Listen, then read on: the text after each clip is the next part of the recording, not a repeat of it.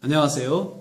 배동환 목사와 함께하는 새벽 묵상 시간입니다. 오늘은 14번째 시간 요나서 3장 1절과 2절 말씀입니다. 먼저 말씀을 보겠습니다. 여호와의 말씀이 두 번째 요나에게 임하니라. 이르시되 일어나 저 큰 성읍 니느웨로 가서 내가 내게 명한 바를 그들에게 선포하라 하신지라. 요나에게 두 번째 말씀이 임했다라고 기록하고 있습니다. 두 번째는 첫 번째 기회가 있었다는 거죠. 첫 번째는 1장 1절과 2절 말씀이죠. 거기서도 여호와께서 아미떼의 아들 요나에게 말씀하셨다. 그렇게 기록하고 있습니다. 하나님께서는 기회를 또 주시는 분이십니다. 한 번이 아니면 두 번, 하나님은 다시 기회를 주십니다. 요나가 첫 번째 부르심에 불순종했죠. 불순종한 요나에게 다시 두 번째 기회를 주십니다. 이때 이 말씀 보면 요나가 한 과거의 행적에 대해서 하나님 묻지 않으시는 것을 봅니다. 하나님은 과거를 묻지 않으십니다.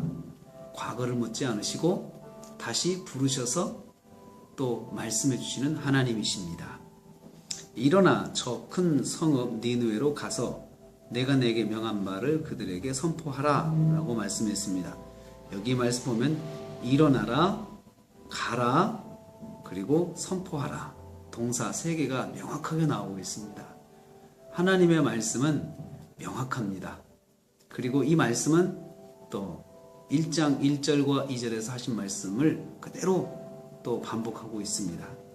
하나님의 부르심은 명확하고 그리고 또 분명합니다.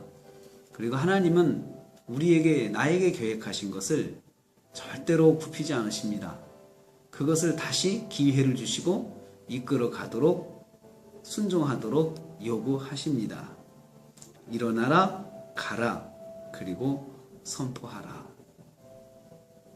하나님께서 요나에게 다시 기회를 주시고 그리고 같은 말씀으로 요나에게 명령하십니다. 하나님은 우리에게 향한 하나님의 뜻을 절대 굽히지 않으시고 그것을 우리가 실행할 때까지 기다려 주십니다.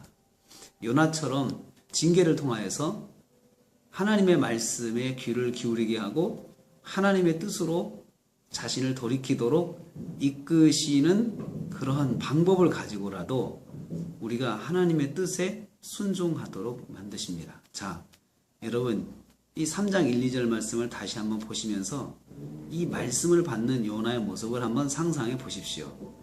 얼마나 엄숙하고 얼마나 진지하게 듣고 있겠습니까? 왜냐하면 조금 전에 큰 물고기 뱃속에서 하나님께 큰 연단을 받았잖아요.